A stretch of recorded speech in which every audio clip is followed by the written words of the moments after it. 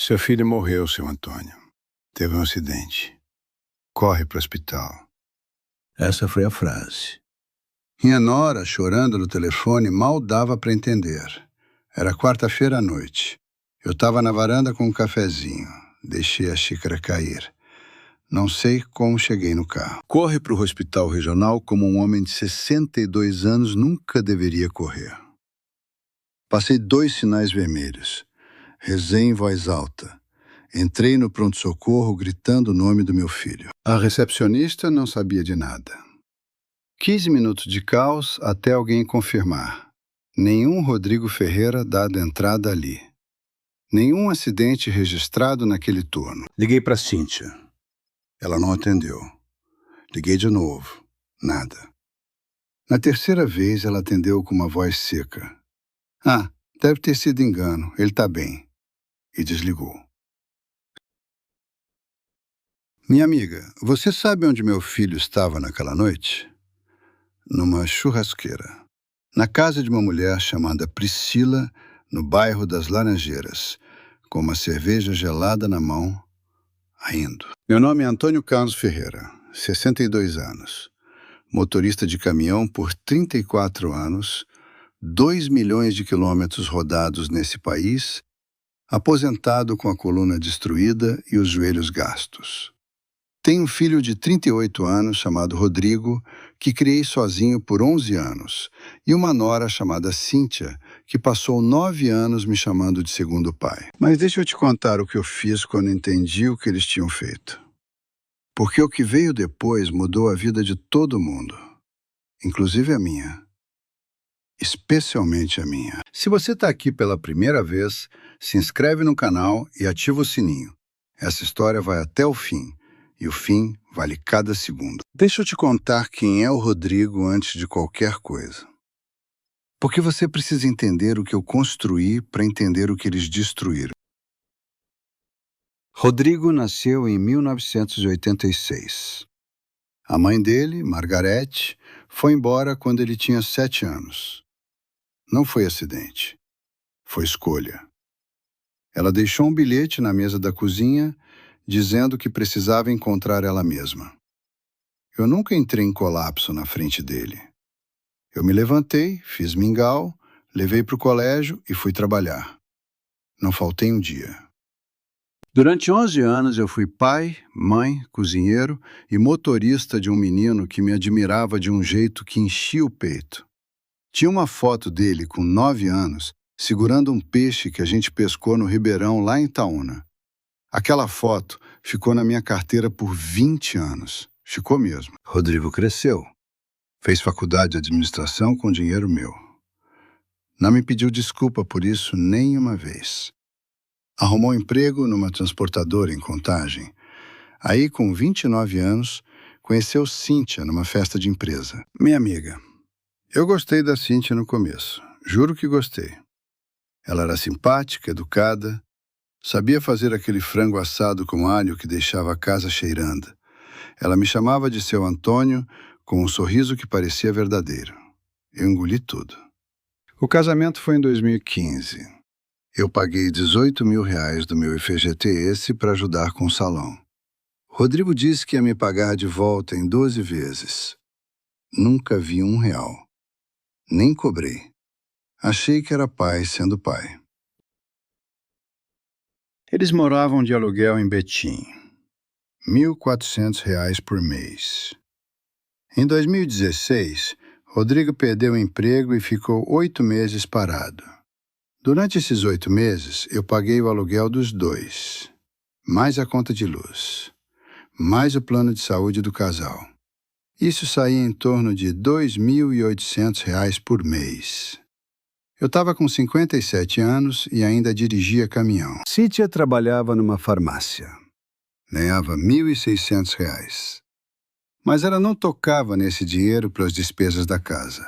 Guardava. Eu nunca perguntei onde. Onde ia parar esse dinheiro todo mês? Achei que era a poupança do casal. Eu era ingênuo assim. Em 2017, Rodrigo arrumou um emprego melhor, numa distribuidora de bebidas em Contagem, ganhando R$4.200 por mês. Eu parei de pagar o aluguel. mas não antes de ter desembolsado perto de R$ 22.000 nesses 8 meses. Dinheiro que eu juntei dirigindo de madrugada em estrada de interior. Em 2018, nasceu a Isabela, minha neta. E aí a coisa mudou de tom. Isabela chegou e eu me apaixonei. Claro que me apaixonei.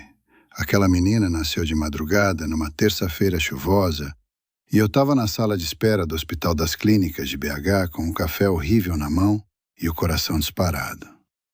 Quando o Rodrigo abriu a porta e disse que era menina, eu chorei. Com 59 anos, eu chorei feito criança. 8 meses depois que ela nasceu, fui lá ajudar com o apartamento deles, que estava pequeno demais. Eles queriam se mudar para um imóvel maior. Rodrigo chegou com uma proposta.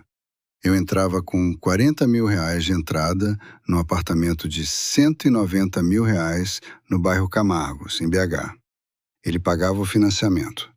Eu ficaria como co-devedor, mas só para o banco aceitar o crédito. Vendi meu Gol 2009 por R$ 19.000 e saquei o resto da reserva que eu tinha guardado em 3 anos. Entrei com R$ 40.000 no apartamento que ficou no nome de Rodrigo e Cíntia. Fui de ônibus para o trabalho durante 5 meses até juntar dinheiro para comprar uma moto CG usada. Rodrigo ficou de me incluir como beneficiário do seguro do apartamento. Nunca fez. Eu soube depois, anos depois. Em 2019, parei de dirigir caminhão. A coluna tinha cedido. 3 hérnias lombares. O médico foi direto. Ou você para na cama. Fui para a aposentadoria com R$ 2.100 por mês. Peguei a carta do INSS e não chorei. Achei que a vida estava bem. Tinha minha neta, tinha meu filho, tinha uma casinha quitada em Itaúna que a minha mãe tinha deixado para mim. Mas Rodrigo e Cíntia tinham outros planos para essa casinha. E levou mais 2 anos para eu perceber. Em 2020, pandemia. Rodrigo perdeu o emprego de novo. Voltou a me pedir ajuda. Mas dessa vez a conversa foi diferente. Cíntia ligou primeiro. Disse que a Isabela estava chorando, que não tinha leite em pó, que a conta estava negativa, que talvez eles tivessem que colocar a Isabela na creche pública porque não davam conta da particular. Minha amiga, eu não sou de pedra. Ouço a neta chorando e o coração mela. E Cíntia sabia disso. Ela usava isso com uma precisão cirúrgica. Comecei a depositar R$ 1.500 por mês para eles durante a pandemia, em cima da minha aposentadoria de R$ 2.100. Estava ficando com R$ 600 para mim. Não reclamei. Pensei que era temporário. A pandemia acabou. O dinheiro continuou saindo. Rodrigo arrumou outro emprego, dessa vez numa empresa de logística em Vespasiano, ganhando R$ 5.800 por mês. Eu continuei depositando R$ 1.500. Ele nunca disse para parar. Eu nunca parei de oferecer. Pois é. Você está entendendo o padrão? Sempre uma crise. Sempre a Isabela no meio. Sempre eu abrindo a carteira. Eu entrei em 2021 mesmo, quando parei para fazer as contas num caderninho numa noite de domingo. Somei tudo desde 2015. Os R$ 18.000 do casamento, os R$ 22.000 do aluguel durante o desemprego, os R$ 40.000 da entrada do apartamento, os R$ 18.000 dos depósitos mensais da pandemia para cá. Chegou em R$ 98.000. Quase R$ 100.000. Num caderninho de supermercado, com caneta azul, sozinho na minha cozinha. Será que eles sabiam desse número? Será que alguma vez sentaram e pensaram nisso? Levou mais um ano para aparecer a peça que faltava no quebra-cabeça. Em março de 2022, minha vizinha, Dona Neuza, que morava do lado da casa da minha mãe, em Itaúna, me ligou com uma dúvida. Ela tinha visto um corretor mostrando a casinha para um casal jovem. Perguntou se eu tinha colocado à venda. Você sabe o que é isso? Sua vizinha ligar para avisar que estão vendendo a casa da sua mãe, sem você saber. Eu não sabia de nada. Liguei para o Rodrigo.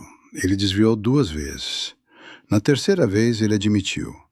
Tinha pedido para um corretor só ver quanto valia. Disse que era curiosidade. Disse que não ia fazer nada sem me consultar. Disse que a Cíntia tinha sugerido e que ele concordou sem pensar.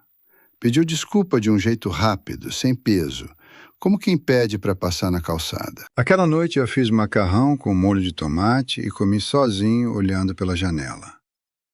A casinha da minha mãe. A casinha onde aprendi a pescar com meu pai, onde a foto do Rodrigo com peixe foi tirada. Eles queriam vender isso. Será que eles tinham noção do que aquela casa representava? Não dormi, fiquei na cama pensando. E foi nessa noite que eu percebi que não tinha cometido um erro, tinha cometido 20. E todos tinham o mesmo nome. Mas o maior erro ainda estava por vir. E ele veio numa quarta-feira à noite com o telefone tocando e uma voz chorando do outro lado. Você já sabe como começa. Agora deixa eu te contar como continuou. Depois daquela noite, com o macarrão e o caderninho, eu fiquei 2 semanas parado. Não tomei nenhuma decisão. Só observei. É diferente de ignorar. Observar é você prestar atenção de verdade, sem deixar saber que está prestando. Observei que Rodrigo nunca ligava primeiro, sempre eu. Observei que Cíntia mandava mensagem só quando precisava de alguma coisa, ou quando queria trazer a Isabela para eu ficar. Nunca por nada. Observei que nas 2 últimas visitas que fiz ao apartamento deles, Cíntia ficou no quarto o tempo todo com a porta fechada. Rodrigo ficou no celular. E eu ficava na sala empurrando o caminhãozinho com a Isabela no tapete, pensando: quando foi que eu me tornei invisível aqui dentro? Mas a ficha caiu de verdade numa tarde de abril de 2022. Eu estava na casa da minha mãe, em Itaúna, fazendo uma manutenção na calha do telhado. Dona Neuza veio conversar pela cerca. E ela soltou, sem maldade nenhuma, porque ela não tinha nenhum. Seu Antônio, que bom que aquele casal não comprou a casa. Eles vieram 3 vezes. O corretor me perguntou se a casa tinha dívida de IPTU. 3 vezes. O corretor tinha mostrado a casa 3 vezes e Rodrigo tinha me dito que era só curiosidade. 3 visitas é curiosidade? 3 visitas é negócio em andamento. Desci da escada devagar. Entrei na casa. Sentei na cadeira da minha mãe, aquela poltrona verde com um assento afundado que ela comprou em 1987 na Casa Bahia de Itaúna. Fiquei ali uns 10 minutos. O passarinho lá fora cantava como se nada tivesse acontecendo. E ali eu tomei a decisão. Não foi raiva, foi clareza. São coisas diferentes. Raiva, você age sem pensar. Clareza, você age com método. Liguei para o meu cunhado Jorge, irmão da Margarete, que é advogado em BH. Não é minha família mais, mas é um homem honesto e a gente sempre se deu bem. Expliquei a situação. Ele me ouviu por 40 minutos sem me interromper. No final, disse uma coisa que ficou. Antônio, você precisa parar de agir como pai e começar a agir como proprietário. Porque eles já pararam de agir como família. Marquei uma consulta formal com ele para a semana seguinte. Levei o caderninho com os números. Levei o comprovante da entrada do apartamento. Levei os extratos dos depósitos mensais. Levei a escritura da casinha de Itaúna, que estava no meu nome e só no meu nome. Jorge foi cuidadoso. Me disse o que eu podia fazer e o que eu não podia. Me disse o que tinha valor jurídico e o que não tinha. Me disse onde eu estava vulnerável. Eu estava vulnerável num ponto. A casinha não tinha nenhuma proteção formal contra eventuais alegações de posse. Rodrigo nunca morou lá, mas a casa ficava aberta, ele tinha chave, ele usava o endereço em alguns documentos. Jorge disse que era um risco pequeno, mas real. Você sabia que isso era possível? Que seu próprio filho podia alegar posse da casa da sua mãe? Eu não sabia. E que bom que o Jorge me explicou antes. Minha amiga, O primeiro passo do meu plano foi silencioso. Fui ao cartório de Itaúna e averbei um contrato de comodato formal, dando a mim mesmo o uso exclusivo do imóvel. Parece redundante. Você é o dono, né? Mas juridicamente cria um registro de intenção. Jorge me ensinou isso. Segundo passo. Parei os depósitos mensais. Não anunciei. Simplesmente não depositei no dia 5 de maio. Esperei. Rodrigo ligou no dia 8. Eu atendi, falei que estava bem, disse que ia ver o que tinha acontecido com o banco, desculpa pelo transtorno, depositei metade. Rodrigo agradeceu sem perguntar nada. No mês seguinte, não depositei nada. Rodrigo ligou no dia 7. Eu atendi, falei que estava com um problema no cartão. Ele disse, tudo bem, pai, e desligou. Não perguntou se eu estava precisando de alguma coisa, não perguntou como eu estava me virando, não ofereceu nada. Você acredita? R$ 1.500 a menos no mês e o homem não perguntou se o pai estava comendo. Isso me disse tudo o que eu precisava saber. Terceiro passo. Conversei com um advogado sobre o apartamento de Camargos. A entrada que eu dei, R$ 40 mil, não tinha nenhum contrato. Era doação verbal. Juridicamente não dava para recuperar. Mas Jorge me apontou outra coisa. Rodrigo tinha me colocado como codevedor no financiamento. Isso significava que, se ele parasse de pagar, o banco viria atrás de mim. Era uma faca apontada para o meu pescoço que eu nem sabia que existia. Fui ao banco. Pedi uma declaração do status do financiamento. Estava em dia. Mas pedi também ao gerente, um rapaz chamado Marcelo Gouveia, o que era necessário para me retirar da condição de codevedor. Ele me disse que precisava de avaliação de crédito solo do Rodrigo.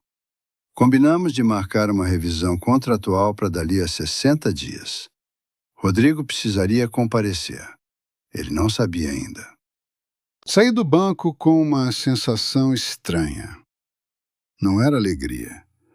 Era algo mais sóbrio.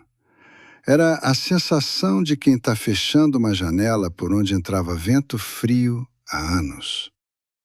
Dói um pouco fechar, mas a casa fica mais quente. Fui na padaria ali do lado, pedi um café e um pão de queijo. Sentei na mesa da calçada. Fiquei olhando o movimento da rua. Um senhor empurrando o carrinho de feira, 2 meninos de mochila indo para o colégio. A vida normal das pessoas que não sabem que você está desmontando uma armadilha que levou anos para ser construída. Paguei, levantei, fui para casa. Tinha coisa a fazer. Continuei minha rotina normal. Ia ao mercado de manhã, visitava a Isabela nas sextas-feiras, Cíntia me recebia com um sorriso, Rodrigo ficava no celular, nada diferente na superfície. Era importante que eles não percebessem nada. Antônio Carlos é previsível. Era isso que eles pensavam. Deixa pensar. O quinto passo foi o mais silencioso de todos. Fui à Caixa Econômica e abri uma conta separada só para mim. Comecei a desviar para essa conta metade do que sobrava da minha aposentadoria. Não era muito, mas era meu, só meu. Primeiro mês, R$ 400. Segundo mês, R$ 380. Ia juntando. Jorge me disse para nunca fazer nada em cima de emoção, só em cima de planejamento. Então, eu planejava, todo dia um pouco. O quarto passo foi o mais difícil. Tive que falar com a Isabela. Ela tinha 4 anos. Não dava para ter uma conversa adulta. Mas eu comecei a construir com ela uma coisa que ninguém podia tirar: memória. Toda sexta-feira, eu levava ela para a padaria, pedia um suco de laranja para ela e um café preto para mim, e contava uma história. História da minha vida, da minha mãe, da casinha em Itaúna. Não como estratégia, como avô. Mas sabia que aquelas memórias um dia iam importar. Numa dessas sextas, a Isabela me perguntou por que eu sempre levava uma foto na carteira. Mostrei a ela. Era a foto do Rodrigo, de 9 anos, com um peixe no Ribeirão de Itaúna. Ela ficou olhando um bom tempo. Disse que o menino parecia o papai. Eu disse, é o papai. Ela ficou quieta, mexendo no copinho de suco. Depois perguntou se eu pescava o peixe junto com ele. Eu disse que sim, que a gente acordava cedo, antes do sol, e ia de bicicleta até o Ribeirão. Que ele sempre queria jogar a isca sozinho. Que na vez da foto, ele insistiu tanto que eu deixei e o peixe veio. Ela sorriu. Disse, quando eu crescer, vovô, você me ensina a pescar? Eu disse que sim, e guardei a foto de volta na carteira com cuidado, como se ela fosse de vidro. Esse menino na foto não é o mesmo homem que hoje me usa como banco. Não é. Alguma coisa mudou no caminho. Ou sempre foi assim e eu não quis ver. Você já teve esse pensamento? Que você conhecia uma pessoa por décadas, achava que a conhecia, e numa hora percebeu que nunca conheceu? Pois foi isso. E foi em julho de 2022, 3 meses depois que comecei o plano, que aconteceu a noite do hospital. A noite que mudou tudo. Já devia ter acontecido antes, minha amiga, mas foi naquela noite que eles mostraram a cara de vez. Eu estava sentado na varanda com um cafezinho. O ar estava parado. O vizinho do lado estava assistindo futebol. Dava para ouvir a narração pela janela. Uma noite comum. Aí o telefone tocou. Mas antes de eu te contar o que eu fiz depois daquela noite, deixa eu te dizer uma coisa. Eu saí do hospital com o coração no chão. Entrei no carro. Fiquei parado uns minutos. Aí liguei o motor. E liguei para o Jorge. Era quase meia-noite. Ele atendeu no segundo toque. Eu disse, Jorge, eles acabaram de simular a minha morte. É hora de agir. Ele ficou quieto um segundo. Depois disse, estou mandando o modelo de contrato agora. Você assina amanhã de manhã. Adivinha o que aconteceu quando o Rodrigo descobriu que os depósitos tinham parado de vez? Saí do estacionamento do hospital naquela noite com 2 coisas na cabeça. Primeira, nunca mais ia depositar 1 centavo para eles. Segunda, ia agir rápido, antes que eles percebessem que alguma coisa tinha mudado. Liguei para o Jorge. Ele atendeu de pronto. Expliquei o que tinha acontecido em menos de 2 minutos. Ele não fez cara de surpresa. Disse para eu ir ao escritório dele às 9 da manhã, trazer o comprovante do meu CPF, a escritura de Itaúna e qualquer extrato bancário que eu tivesse. Ia preparar 2 documentos que eu precisava assinar pessoalmente. Dormi 3 horas naquela noite. Acordei às 6, fiz um café forte, comi 2 biscoitos secos e fui. Cheguei antes do Jorge. Esperou sentado na calçada do escritório como um homem que tem destino. Jorge chegou às 8h30 com 2 processos prontos. O primeiro era a notificação formal para o Rodrigo de que eu estava me retirando como codevedor do financiamento, dentro do prazo legal. O segundo era uma carta registrada comunicando que a Casa de Itaúna estava sob uso exclusivo meu e que qualquer tentativa de acesso sem autorização seria tratada como invasão de propriedade. Linguagem seca, jurídica, sem emoção. Era isso que precisava. Assinai os 2 documentos. Jorge mandou por Sedex com aviso de recebimento. Rodrigo ia receber em 72 horas. Agora era esperar. Quanto tempo você acha que levou para ele ligar? Não demorou 72 horas. Demorou 48. Rodrigo ligou na quinta-feira às 4h30 da tarde. Eu estava varrendo a calçada. Atendi. Ele começou calmo, mas a voz estava tensa por baixo, como corda de violão afinada demais. Disse que tinha recebido uma correspondência de um escritório de advocacia no meu nome. Perguntou se era engano. Eu disse que não era. Disse que eu tinha me consultado com um advogado sobre os meus direitos de propriedade. Silêncio. Depois ele disse que não entendia por quê. Disse que a gente nunca tinha precisado de advogado, que tudo sempre foi resolvido em família. Perguntou se eu tinha algum problema com ele. Minha amiga, eu poderia ter soltado tudo ali.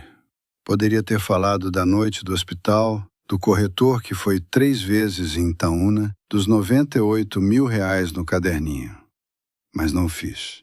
Disse apenas que era uma precaução, que eu tinha ouvido histórias de pessoas que perderam propriedades por falta de documentação, que não era nada pessoal, era só precaução de um homem velho que trabalhou a vida toda por aquilo. Ele ficou quieto um pouco mais. Depois disse que estava bem, que ia ver com a Cíntia, e desligou. Eu continuei varrendo a calçada. O sol estava quente. Um gato do vizinho me olhava do muro. A vida continuava. Mas 2 dias depois, foi a Cíntia que ligou. E aí o tom foi diferente. Ela ligou no sábado de manhã, enquanto eu tomava meu café com um bolo de fubá que eu mesmo tinha feito. Atendi. Ela disse que precisava conversar comigo pessoalmente, que era importante, que precisava que eu fosse até a casa deles naquele dia. Eu disse que estava bem, ia depois do almoço. Cheguei lá às 2 da tarde. A Isabela correu para me abraçar na porta e eu senti um aperto no peito que não era de doença. Era de amor e dor ao mesmo tempo. Peguei ela no colo, dei um beijo na testa, cheirava a sabonete de girassol. Rodrigo e Cíntia estavam sentados à mesa da sala, lado a lado. Postura de reunião. Tinha um copo de água para mim já servido na mesa. Cíntia tinha chorado antes. Dava para ver no olho inchado. Sentei. Cíntia começou a falar. Disse que estava se sentindo mal com o clima que tinha criado entre a gente. Que ela sabia que não tinha sido uma boa nora em vários momentos.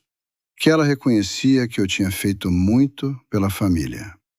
Ela foi detalhando, peça por peça, como se tivesse ensaiado. O casamento, o período de desemprego do Rodrigo, os depósitos da pandemia. Cada item veio com um eu sei e um a gente não agradeceu como devia. Rodrigo ficou quieto a maior parte do tempo. Assentiu com a cabeça algumas vezes. Você já viu isso?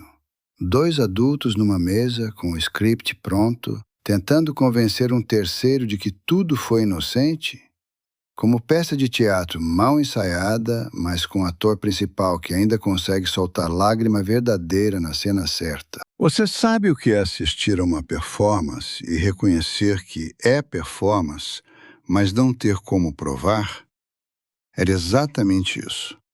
Cíntia chorava de verdade. As lágrimas eram reais. Mas o motivo não era remorso, era estratégia. Ela estava tentando me trazer de volta antes que eu terminasse o que tinha começado. Você já passou por isso? Alguém chorar para você de um jeito que parece de verdade, mas você sabe que é cálculo? No final, ela disse uma coisa que foi calculada para me parar. A Isabela perguntou hoje de manhã se o vovô estava bravo com a gente. Pausa. Eu olhei para a Isabela, que brincava no tapete com a boneca, de costas para a gente. 4 anos. Ombros miúdos. Cabelo preso com uma fivela de estrela amarela. Respirei fundo, tomei um gole de água e disse, com calma, que eu não estava bravo com ninguém. Eu estava apenas organizando a minha vida. Que isso não tinha nada a ver com a Isabela. Que meu amor pela neta não mudava. Cíntia respirou fundo, como quem saiu de um susto. Rodrigo relaxou os ombros. Foi aí que eu entendi. Eles achavam que tinham me reconquistado. Saí de lá às 3h30. Beijei a Isabela, apertei a mão do Rodrigo. Dei um abraço de despedida na Cíntia e fui embora. No carro liguei para o Jorge e contei tudo. Ele disse uma palavra só. Previsto. O problema é que o que veio depois não foi previsto por ninguém. Na semana seguinte, Rodrigo fez algo que eu não esperava. Ele foi ao banco sem me avisar. Falou diretamente com Marcelo Gouveia, o gerente, disse que o pai estava sofrendo de problemas de memória e que talvez não estivesse em condições de tomar decisões sozinho. Pediu informações sobre como colocar um representante legal. Meu amigo, quando Jorge me contou isso, eu fiquei olhando para ele em silêncio por uns 5 segundos. Problemas de memória. Com 62 anos, coluna destruída e 3 hérnias, mas a cabeça funcionando melhor do que nunca. O meu filho tinha ido ao banco dizer que eu era incapaz. Sabe o que isso significa juridicamente? Podia ser o primeiro passo para pedir interdição, para colocar um tutor legal no lugar dele, para me tirar o controle dos meus próprios bens. Não era uma ameaça idiota. Era uma jogada inteligente de alguém que pesquisou antes de agir. O Marcelo, que era profissional, não forneceu nada.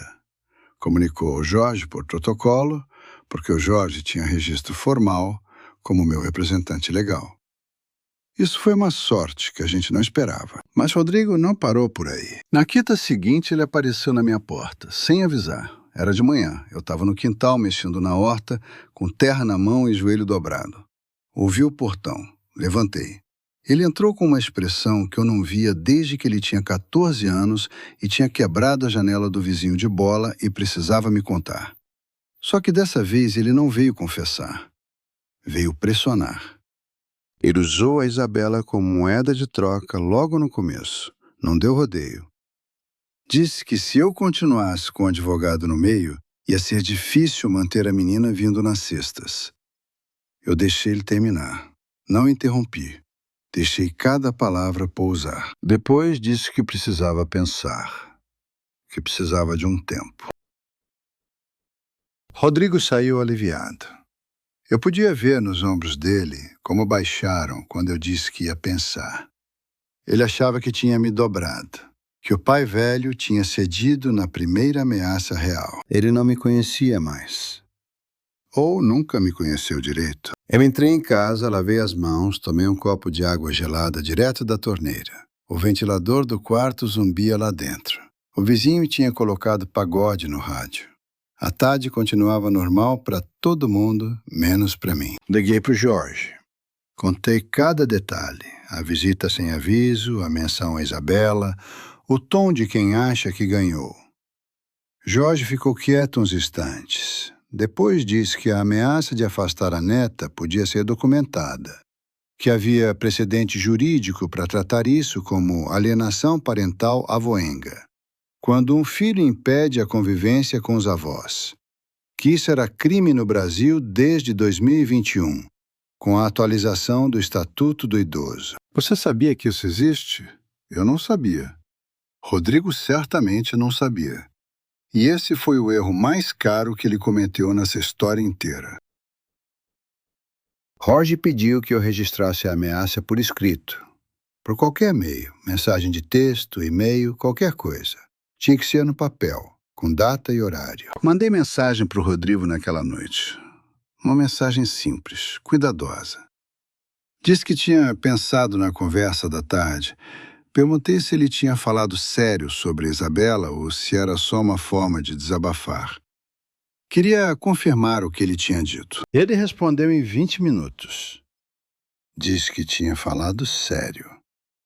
Que a convivência com o avô dependia de como eu ia me comportar dali para frente. Salvei a mensagem, tirei print, mandei para o Jorge. Minha amiga, se você está aqui e já sentiu que usaram alguém que você ama como refém para te controlar, comenta aqui embaixo. Não precisa contar a história, só escreve. Eu entendo. Porque isso dói de um jeito que não tem nome. Adivinha o que aconteceu quando Jorge transformou aquela mensagem num processo? Jorge disse que a mensagem do Rodrigo valia ouro. Não porque ia acabar com ele, mas porque mudava o equilíbrio. Até ali, eu era o pai que estava criando o problema. Com aquela mensagem, eu virei o avô que estava sendo ameaçado de perder o acesso à neta. Sabe a diferença que isso faz numa mesa de negociação?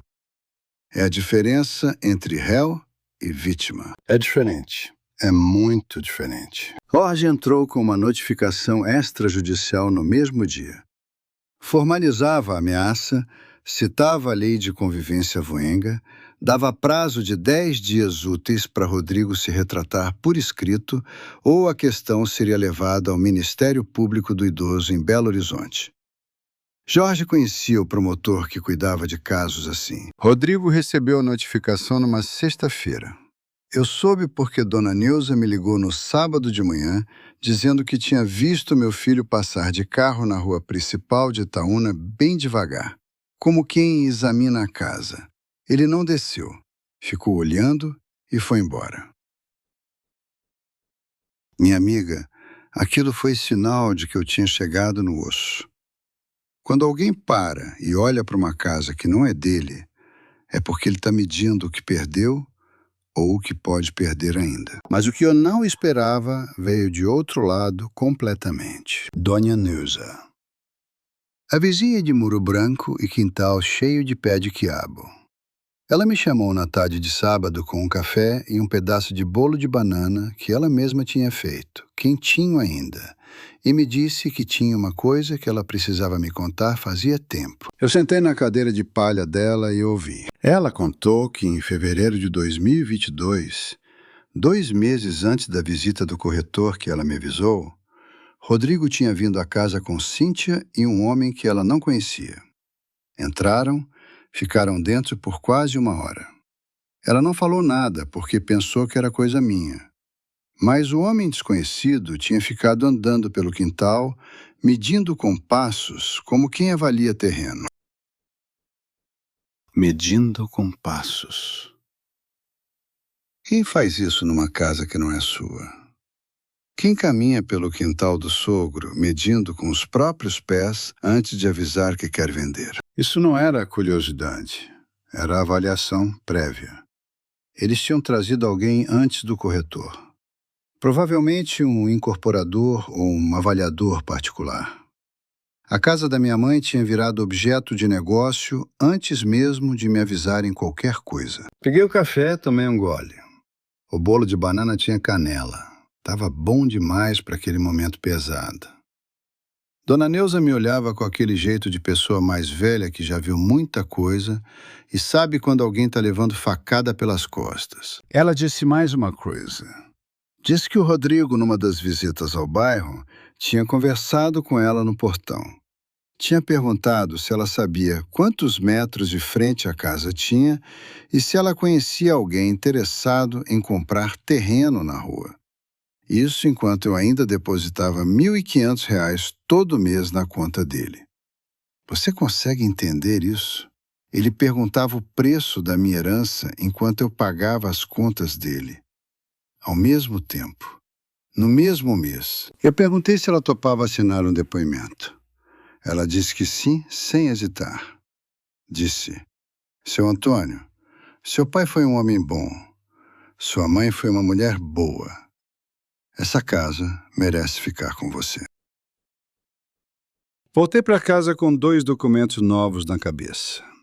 O depoimento da Dona Neuza e a mensagem do Rodrigo no celular. E comecei a ver o plano de outra forma. Até então eu estava jogando defesa, protegendo o que era meu.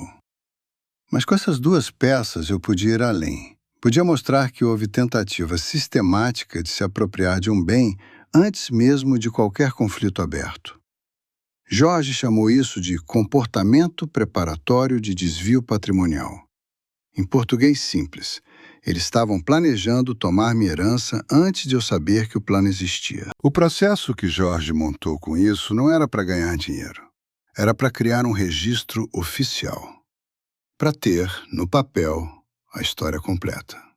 Porque às vezes o que você precisa não é a punição, é reconhecimento. É que fique escrito, em algum lugar, que isso aconteceu de verdade. Enquanto o processo corria, precisei fazer uma coisa difícil. Precisei ligar para o Rodrigo e agir normal.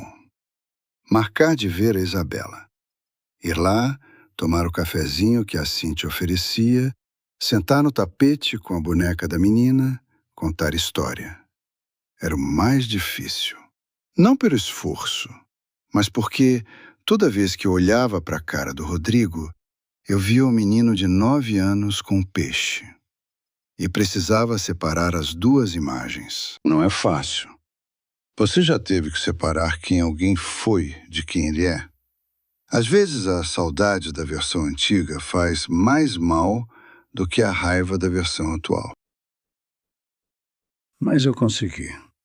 Fui 3 vezes ao apartamento naquelas semanas. Rodrigo ficou cauteloso, educado demais, que é o mesmo que dizer que estava com medo. Cíntia fazia frango assado. O cheiro tomava a cozinha inteira. A Isabela me mostrava cada desenho que fazia na escola. E eu ficava ali, presente, tranquila, sem deixar nada vazar no rosto. Meu amigo, tem uma coisa que 34 anos de caminhão ensinam. Você aprende a dirigir na chuva, no nevoeiro, com sono, com dor nas costas. Você aprende a manter o volante firme quando o piso está escorregando. Isso não é frieza, é controle. E controle salva a vida. Eu precisava de controle naqueles dias. Porque cada visita ao apartamento era uma prova. A Cíntia sorria, Rodrigo ficava educado, a Isabela mostrava os desenhos. E eu precisava estar presente de verdade com a menina e, ao mesmo tempo, manter a cabeça fria com os pais dela. Não é fácil dividir o coração assim, mas eu aprendi que o amor pela neta e a clareza sobre os pais dela podiam existir juntos. Não se cancelam. São coisas separadas. Toda vez que eu saía de lá, ficava uns minutos no carro antes de ligar o motor. Respirava. Olhava para o retrovisor como hábito de caminhoneiro. Verificava que estava tudo no lugar. Aí ligava e ia. Jorge me atualizava 2 vezes por semana. O processo corria. Os documentos estavam todos registrados. Faltava um passo. A conversa presencial. O encontro onde eu ia colocar tudo na mesa de uma vez. Jorge dizia que tinha que ser pessoal. Não por telefone, não por mensagem. Olho no olho, com testemunha e com tudo documentado antes. Na terceira visita ao apartamento, quando eu me despedia na porta, o Rodrigo me chamou de lado. Disse em voz baixa que tinha cancelado o procedimento no banco, que não ia mais falar sobre interdição. Disse que foi um erro. Será que ele acreditava nisso? Que tinha agido por impulso, sem saber? Ou será que ele estava recuando porque sentiu que o terreno estava instável? Eu disse que estava bem, que eu entendia. Apertei a mão dele, olhei no olho, fui pro carro e pensei, o processo está andando. A dona Neuza já assinou. A mensagem está salva. A notificação foi entregue. Cada peça no lugar. O que faltava era o palco. Porque às vezes, minha amiga, a justiça não vem de papel passado. Vem de uma conversa. De olhar nos olhos de alguém e dizer a verdade completa em voz alta, sem interrupção. Isso vale mais do que qualquer sentença. E eu ainda não tinha feito isso. Adivinha onde eu marquei o encontro final? Marquei na casa de Itaúna, a casinha da minha mãe. Não foi por acidente. Foi escolha deliberada. Porque se ia ter uma conversa final, ela ia ser onde eu me sentia inteiro. Onde cada parede tinha história. Onde o chão sabia meu nome desde que eu era criança. Liguei para o Rodrigo numa terça-feira. Disse que queria conversar sobre resolver tudo isso de vez. Que eu tinha pensado bastante, que queria encerrar os processos e normalizar a relação. Ele ficou animado no telefone. A voz subiu de tom, ficou mais leve, perguntou se a Cíntia podia vir junto. Eu disse que sim. Marquei para sábado às 10 da manhã. Jorge foi separado no carro dele e ficou do lado de fora com os documentos. Era testemunha instrumental. Não precisava entrar a menos que eu pedisse. Eu cheguei às 9. Fiz um café, abri as janelas. O passarinho da mangueira cantou como de costume. Tinha um cheiro de terra úmida no ar, que é o cheiro de Itaúna de manhã cedo no interior. Coloquei 3 xícaras na mesa. Fui buscar a foto da carteira. o Rodrigo de 9 anos com um peixe, e coloquei em cima da mesa também. Só coloquei. Não disse nada sobre ela ainda. Às 10 em ponto, o carro do Rodrigo entrou no quintal. Eles chegaram juntos, os dois. Cíntia com um sorriso preparado, Rodrigo com expressão de quem veio resolver problema. Entraram, viram café, sentaram. Cíntia agradeceu o café. Rodrigo olhou em volta, olhou para a foto na mesa, não disse nada. Eu servi o café devagar. Sentei. Coloquei as mãos na mesa e comecei a falar. Disse que eu não tinha chamado eles para fechar processo. Disse que tinha chamado para dizer tudo o que eu nunca tinha dito. Que eles podiam me ouvir até o fim ou podiam ir embora. A escolha era deles. Rodrigo ia falar. Eu levantei a mão devagar. Ele ficou quieto. Disse: eu trabalhei 34 anos dirigindo caminhão. Acordei às 4 da manhã por décadas. Dormi em estrada, em borracharia, em posto de gasolina. Voltei para casa com a coluna quebrada, os joelhos gastos e dinheiro guardado. Não para mim, para você. Para te dar o que eu não tive. Você sabe quantas viagens são 2 milhões de quilômetros? É a Terra ao redor do Equador 50 vezes. E eu fiz isso para que você não precisasse. Falei devagar, sem gritar. Cada frase no lugar. Disse que quando a mãe dele foi embora, eu não desmoronei porque não podia. Tinha um menino de 7 anos esperando mingau na mesa. Que eu nunca xinguei a Margarete na frente dele. Nunca deixei ele sentir falta de nada que eu pudesse dar. Que o levei em todo jogo de futebol, em toda formatura, em toda festa que ele quis ir. Que vendi o carro para pagar o casamento dele. Que paguei o aluguel nos meses em que ele ficou parado. Que entrei com 40 mil reais num apartamento que ficou só no nome deles. Que durante a pandemia me fiquei com 600 reais por mês para mim, enquanto mandava 1.500 reais para ele. Que em nenhum desses momentos eu ouvi um obrigado de verdade. Sabe o que é isso? Não pedir obrigado, mas nunca receber um que parecesse de verdade. Cíntia olhava para a mesa. Rodrigo olhava para mim. Continuei. Disse que em março de 2022 eu descobri que meu filho tinha colocado um corretor na casa da minha mãe 3 vezes sem me dizer. Que tinha trazido um avaliador antes disso sem me consultar. Que enquanto eu depositava 1.500 reais todo mês, ele planejava vender a única herança que eu tinha recebido na vida. Você sabe o peso disso? Não é só dinheiro. É a poltrona verde da minha mãe. É o quintal onde aprendi a andar de bicicleta. É a foto na parede que ninguém jogou fora porque eu não deixei. Rodrigo abriu a boca. Eu continuei sem parar. Disse que em julho de 2022, numa noite de quarta-feira, a esposa dele me ligou chorando, dizendo que ele tinha morrido num acidente. Que eu corri para o hospital com o coração na garganta. Que passei sinal vermelho 2 vezes, rezando em voz alta no carro. Que entrei no pronto-socorro gritando o nome dele. E que meia hora depois, quando eu liguei de volta, ela atendeu com uma voz seca e disse que era engano.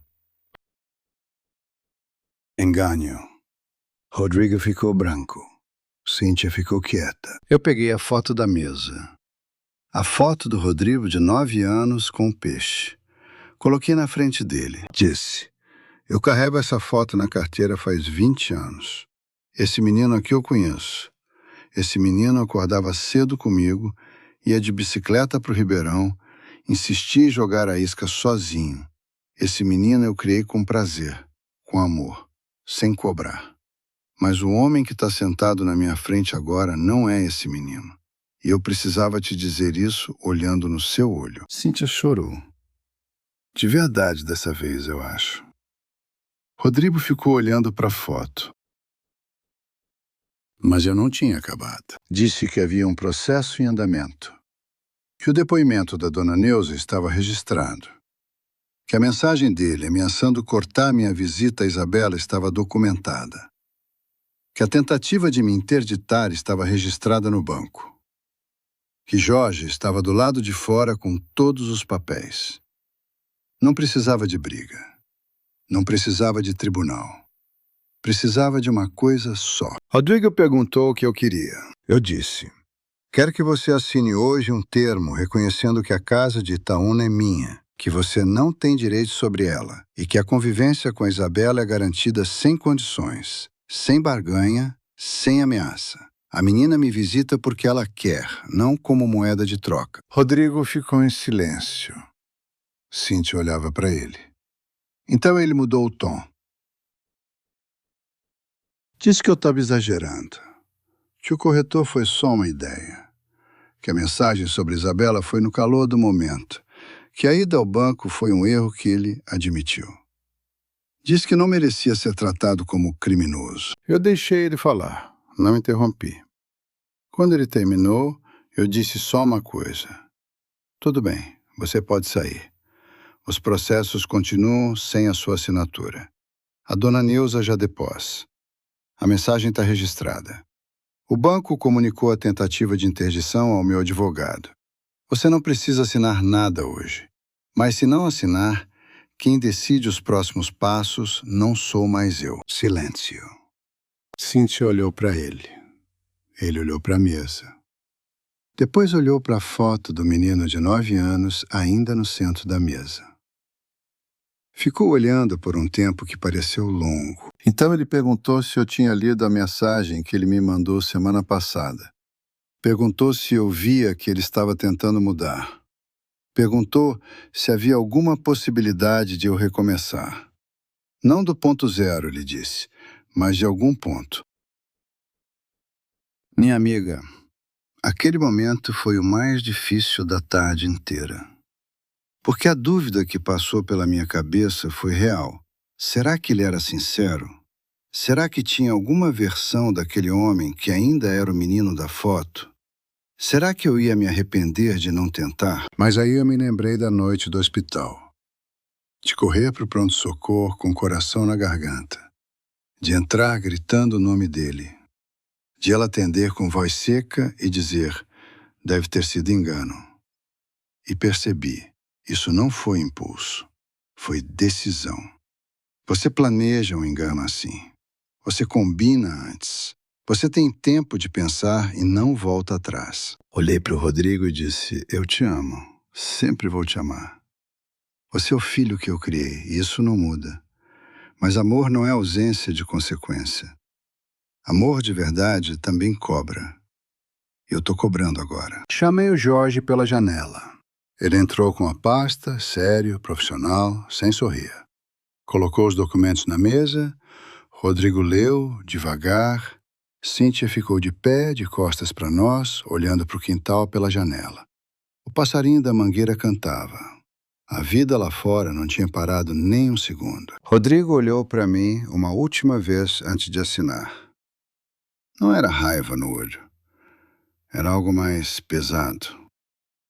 Era o olhar de quem sabe que errou e não consegue desfazer. Assinou os 2 documentos com a caneta do Jorge, devagar, como quem assina uma confissão. Rodrigo assinou e eu servi mais café. Porque é isso que se faz depois de uma conversa pesada.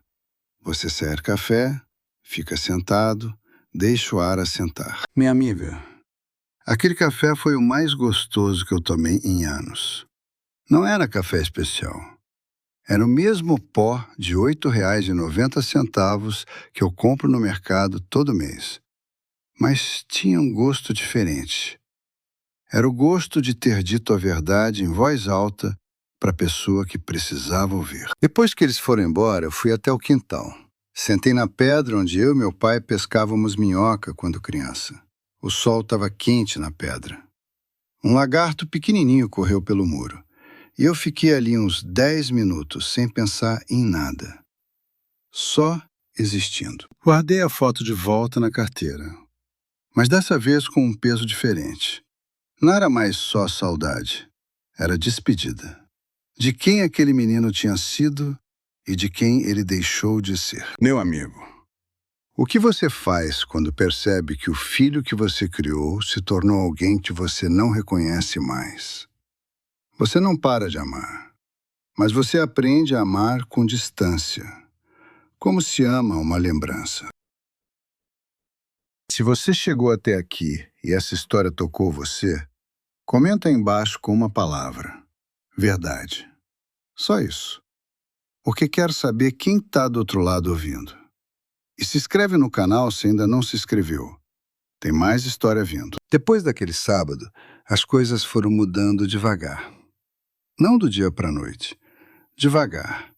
Como quando a maré baixa e você só percebe quando o fundo começa a aparecer. Rodrigo e Cíntia saíram da casa de Itaúna naquela manhã sem dizer muito. Cíntia tentou um abraço na porta. Eu aceitei, mas foi um abraço de despedida, dos dois lados. Jorge dobrou os documentos, guardou na pasta, deu um aceno de cabeça e foi para o carro. Eu fiquei na varanda com a terceira xícara de café, ouvindo o silêncio da rua. A semana seguinte foi estranha. Nenhuma mensagem, nenhuma ligação.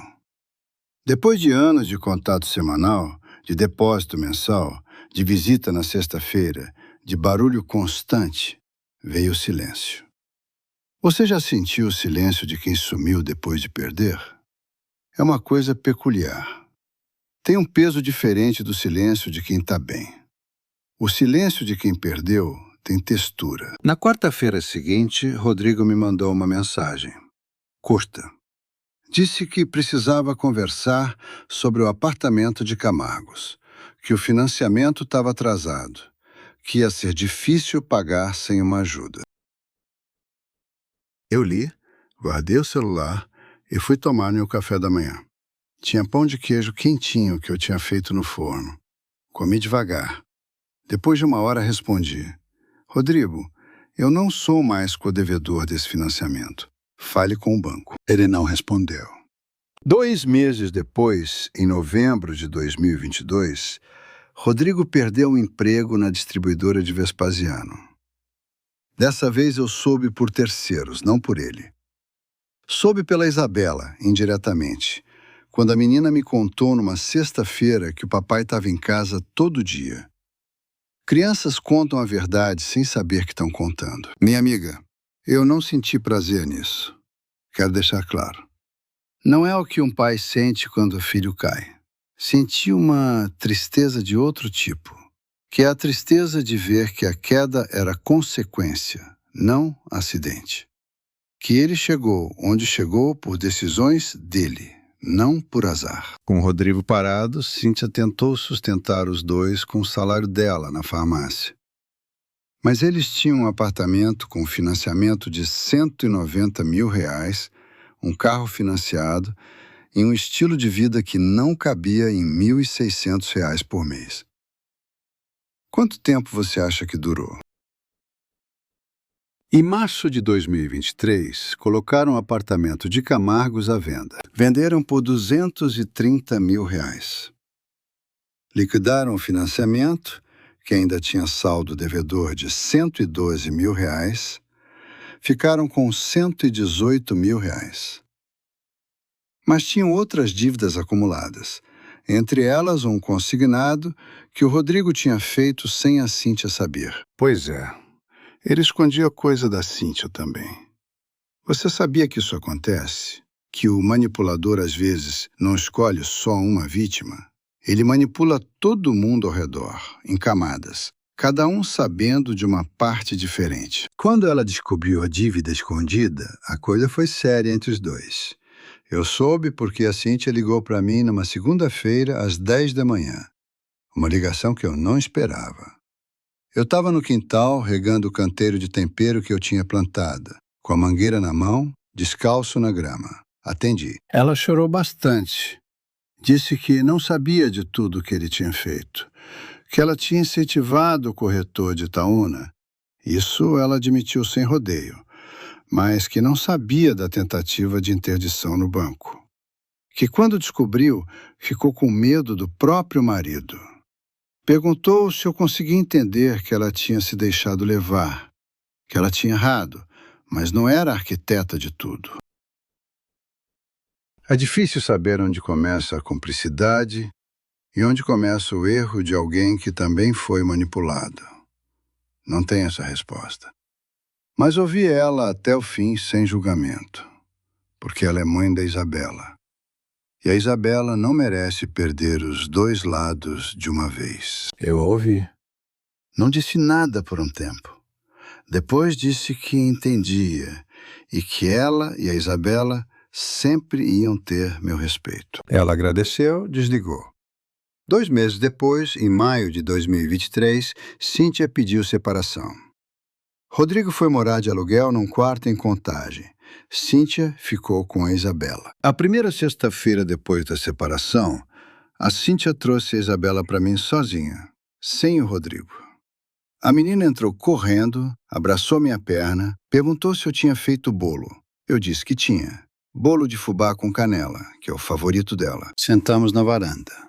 Ela comeu 2 pedaços, tomou suco de caixinha. Perguntou por que o passarinho ficava cantando sempre no mesmo horário. Eu disse que era hábito, que passarinho gosta de rotina, assim como gente. Ela olhou para mim e perguntou se o vovô ia ficar bem. Eu disse que sim, que o vovô estava muito bem. Ela voltou pro bolo. E eu fiquei olhando para o quintal pensando, essa menina vai crescer com memória boa. De avô presente, de sexta-feira de bolo, de passarinho no horário certo. Cíntia vai cuidar dela e eu vou estar aqui, sem condição, sem barganha. Foi isso que eu quis desde o começo. E foi aí que eu entendi o Rodrigo de um jeito que não tinha conseguido antes. Porque quando tudo desapareceu, ele não entrou em colapso por falta de dinheiro. Ele entrou em colapso por falta de espelho. Me explico. O Rodrigo passou a vida inteira sendo filho de um homem que fez tudo sem reclamar, que acordou às 4 da manhã durante décadas, que vendeu o carro, pagou aluguel, entrou com 40 mil numa entrada. E essa sombra era enorme. Era grande demais para ele viver dentro. Será que alguém falou isso para ele alguma vez? Que a sombra do pai pode te proteger ou te sufocar, dependendo de como você escolhe ficar em relação a ela? Ele não era ruim de caráter porque era mau. Era porque nunca aprendeu a se sustentar por si mesmo, sem uma estrutura em torno. Quando o pai parou de ser essa estrutura, ele não sabia o que fazer. E aí, procurou outra. Procurou na Cíntia, que também não aguentou. O medo do Rodrigo não era de perder a herança. Era de ter que ser alguém sem ela. Era de se descobrir médio, ordinário, sem o pai nos bastidores. E esse medo fazia ele agir de formas que ele provavelmente se vergonhava depois. Não acho que ele dormia tranquilo depois de cada coisa que fez. Não tenho essa prova, mas conheço aquele menino de 9 anos que pescou peixe sozinho e ficou orgulhoso.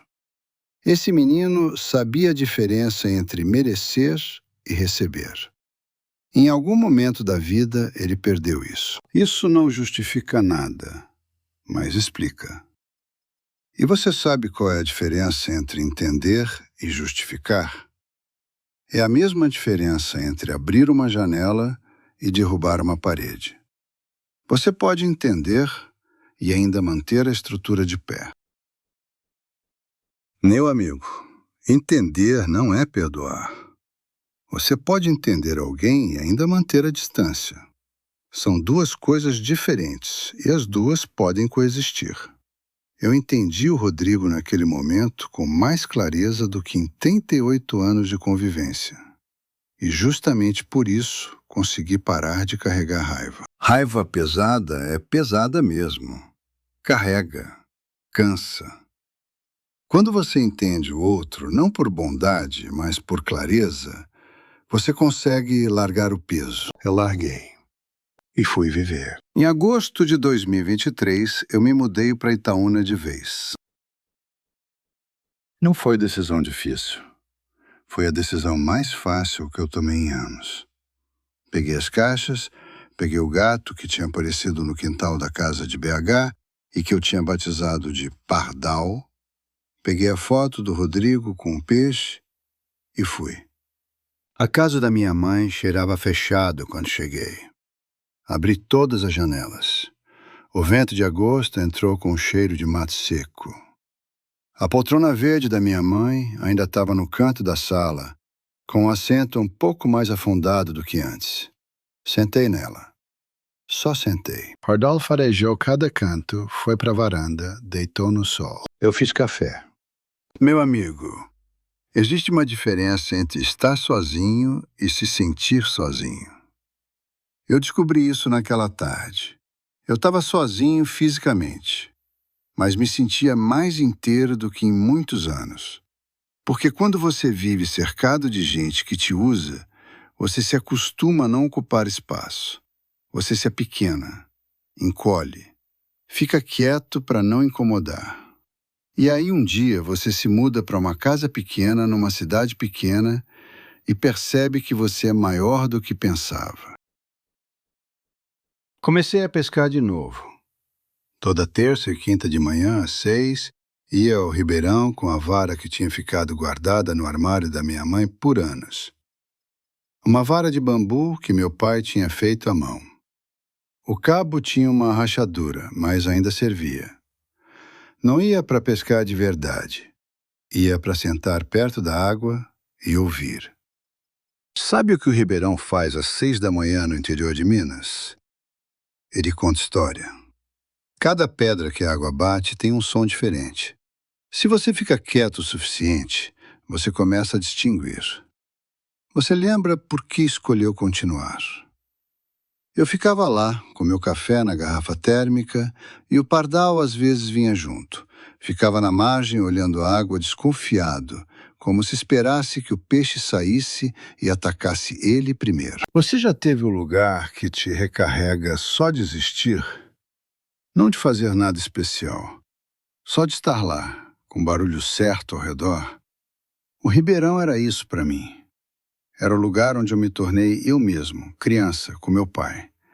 E era o lugar onde eu voltava a ser eu mesmo, velho, sem mais ninguém me cobrando nada. Em setembro, a Isabela veio me visitar pela primeira vez em Itaúna.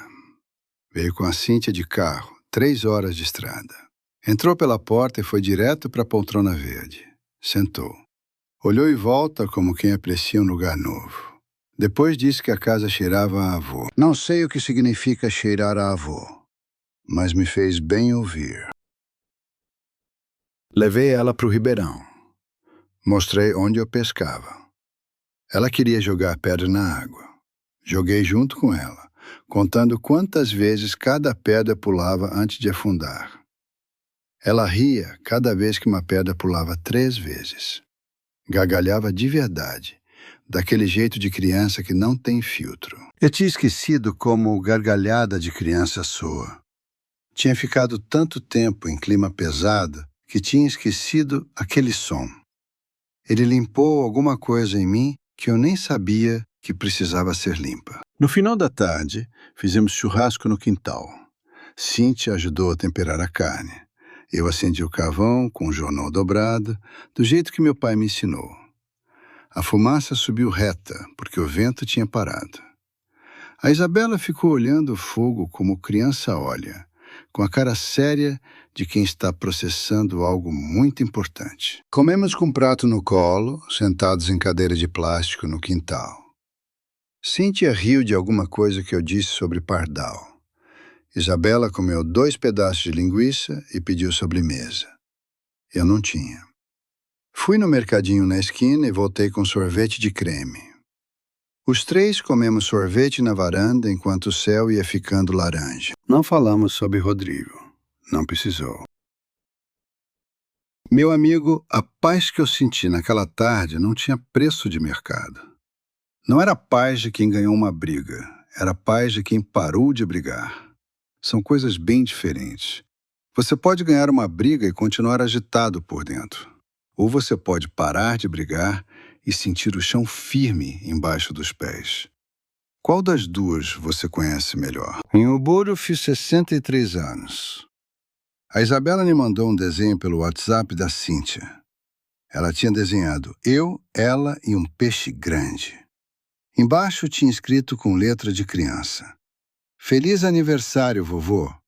Quando eu crescer, vou pescar com você. Minha amiga, você já recebeu uma coisa tão simples que te deixou sem palavras? Não é carro, não é apartamento, não é dinheiro. É um desenho de R$ 2 de folha de sulfite com lápis de cor. E vale mais que qualquer coisa que eu já recebi na vida. Imprime o desenho no mercadinho do centro, que tem aquela impressora de foto. R$ 2 a impressão. Coloquei dentro da carteira, do lado da foto do Rodrigo de 9 anos com o peixe. 2 gerações, 2 peixes. Uma família que ainda existe, do meu lado. Em novembro, o Jorge me ligou com uma novidade. Rodrigo tinha procurado o escritório dele sozinho. Pediu uma conversa. Não sobre processo, sobre pai e filho. Jorge perguntou se eu topava. Eu disse que ia pensar. Fui pescar. Fiquei 2 horas no Ribeirão, com a vara do meu pai e o café na garrafa. Olhei para a água.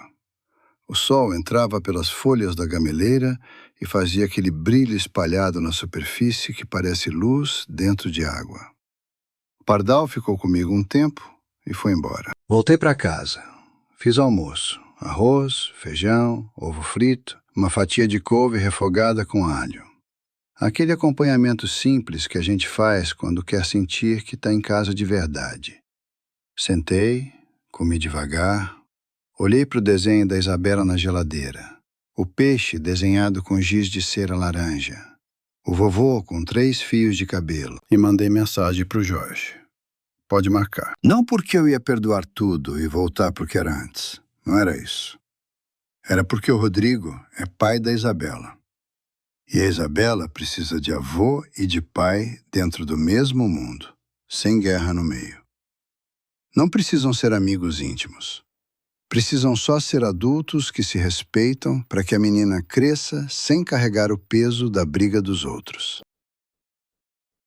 A conversa aconteceu numa tarde de dezembro aqui mesmo em Itaúna. Rodrigo veio sozinho de carro. Entrou quieto, sentou, eu fiz café. Ficamos um tempo sem falar, os dois olhando para o quintal.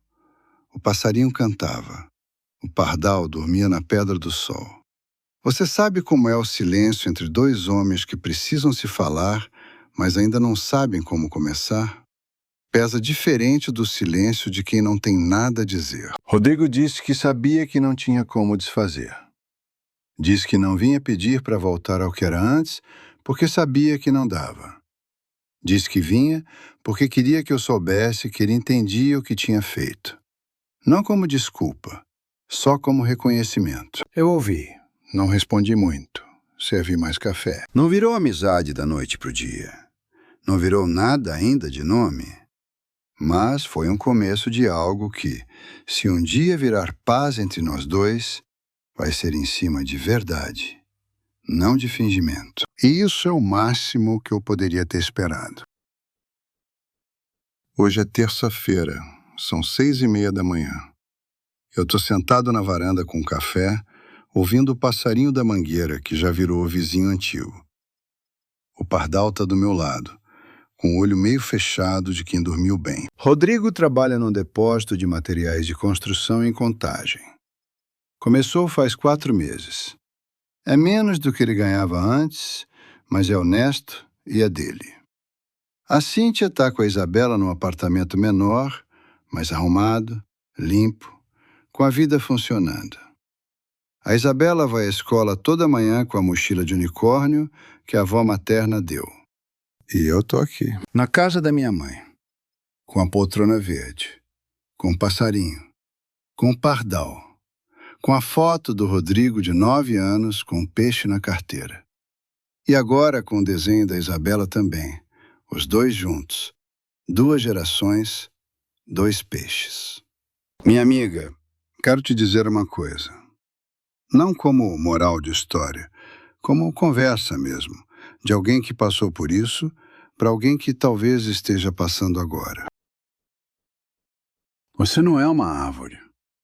Você pode se mover. Se você está ouvindo isso e reconhece alguma coisa da sua vida nessa história, seja você o pai, a mãe, o avô, a avó, seja você quem for, quero que você saiba que não é fraqueza colocar limite. Não é abandono cobrar respeito. Não é desamor proteger o que é seu. Eu passei anos achando que ser bom pai significava nunca reclamar. Que amor se provava se sacrificando em silêncio. Que se eu cobrasse alguma coisa, estava sendo egoísta. Você também já pensou assim? Que pedir respeito é pedir demais? Que colocar limite é egoísmo disfarçado? Estava errado. Amor sem limite não é virtude. É combustível para quem não te respeita. Você pode amar alguém profundamente e ainda assim dizer até aqui. Você pode perdoar no coração e ainda assim não abrir mais a carteira. Você pode querer o bem de alguém e ainda assim sair do caminho dele para que ele aprenda a andar com as próprias pernas. Não é crueldade, é respeito pela sua própria vida. Meu amigo, sabe qual é a frase que mais me arrependo de nunca ter dito mais cedo? Eu também importo. Simples assim. 3 palavras. Eu também importo. Não só os filhos, não só os netos, não só a família. Eu também. O pai cansado, o avô velho, o aposentado de joelho gasto. Eu também tenho o direito de ocupar espaço na minha própria vida. Demorei 62 anos para dizer isso. Você não precisa demorar tanto. Minha amiga, meu amigo, eu tinha 62 anos quando tomei a decisão mais importante da minha vida. Não foi a primeira vez que trabalhei, não foi o dia que me aposentei, não foi o dia que o Rodrigo nasceu. Foi uma noite de quarta-feira, num estacionamento de hospital, com o coração ainda acelerado, quando eu entendi que a minha vida era minha, que eu podia fazer algo diferente, que não era tarde. Nunca é tarde. Se você tem 50, 60, 70 anos e está carregando peso que não é seu, que nunca foi seu, que você assumiu por amor e que virou corrente, eu estou te dizendo, você pode largar. Pode. Vai doer. Vai ser estranho. Vai ter noite que você vai questionar tudo. Mas do outro lado tem ribeirão, tem passarinho, tem café de manhã sem cobrança. Tem neta que pergunta se o vovô vai ficar bem. Então deixa eu te perguntar uma coisa, com respeito e com carinho. O que você está esperando para escolher você mesmo? Vale cada segundo do desconforto. Se essa história tocou você de alguma forma, comenta aqui embaixo. Eu me libertei. Não precisa explicar. Não precisa contar a história. Só escreve isso. Porque quero que você registre para você mesmo que você também pode. Eu me libertei. 3 palavras. Escreve. Se você conhece alguém que está carregando esse tipo de peso calado, compartilhe esse vídeo. Às vezes a pessoa não sabe que pode mudar porque nunca ouviu alguém dizer que dá. Então diz para ela, dá. Se inscreve no canal se ainda não se inscreveu, ativa o sininho. Tem mais história vindo, de gente real, vida real, sem exagero e sem vitimismo. Só verdade. Até a próxima, minha amiga, meu amigo. Sua vida é sua. Viva ela. Deus te abençoe.